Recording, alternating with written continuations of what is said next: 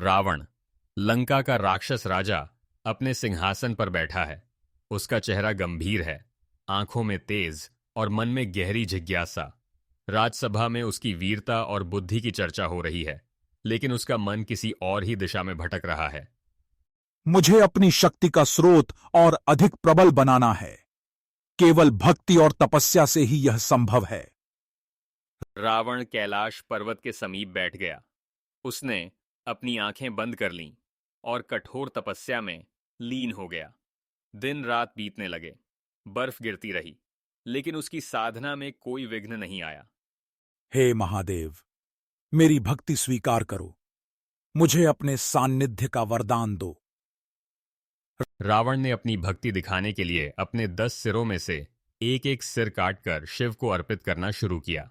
हर बार जब सिर गिरता, उसकी जगह नया सिर उगाता, लेकिन उसकी पीड़ा और भक्ति का भाव और गहरा होता गया। 9 सिर अर्पित करने के बाद जब वह अंतिम सिर काटने को तैयार हुआ, तो आकाश में बिजली सी चमक उठी। भगवान शिव प्रकट हुए। उनका तेज स्वर्णिम और नेत्रों में करुणा थी। हे रावण, तुम्हारी भक्ति से मैं संतुष्ट हूं। मुझसे जो चाहो वर मांग लो। हे प्रभु, मुझे अमरत्व का वरदान दीजिए, जिससे कोई भी मुझे पराजित न कर सके। पूर्ण अमरत्व देना प्रकृति के नियमों के विरुद्ध है, किंतु मैं तुम्हें अजेयता का वरदान देता हूं। कोई देवता, दानव या यक्ष तुम्हें पराजित नहीं कर पाएगा। साथ ही यह शक्तिशाली शिवलिंग लो, जिसे लंका में स्थापित करो। किंतु याद रखो, यदि यह शिवलिंग मार्ग में कहीं भी भूमि पर रखा गया तो वहीं स्थापित हो जाएगा। रावण तेजी से लंका की ओर बढ़ रहा है।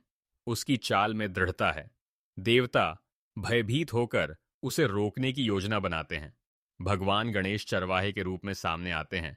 उनके मुख पर शरारती मुस्कान है। हे बालक, यह शिवलिंग कुछ देर के लिए पकड़ो। मुझे आवश्यक कार्य के लिए जाना है। ध्यान रखना, इसे भूमि पर मत रखना। चिंता न करो, मैं इसे संभाल लूंगा। गणेश ने शिवलिंग को भूमि पर रख दिया और वह वहीं स्थिर हो गया। रावण लौटता है और देखता है कि शिवलिंग भूमि में स्थापित हो चुका है। उसके चेहरे पर क्रोध और निराशा की झलक है। हे बालक, तुमने मेरी भक्ति का उत्तर इस प्रकार क्यों दिया? यह शिवलिंग अब यहीं रहेगा और यह स्थान गोकर्ण के नाम से प्रसिद्ध होगा। तुम्हारी भक्ति अमर रहेगी, परंतु शक्ति का संतुलन भी आवश्यक है। रावण का हृदय क्रोध से शांत हो गया। उसने शिवलिंग की परिक्रमा की और शिव को प्रणाम किया। उसकी भक्ति की गाथा युगों तक अमर हो गई और गोकर्ण एक पवित्र तीर्थ स्थल बन गया।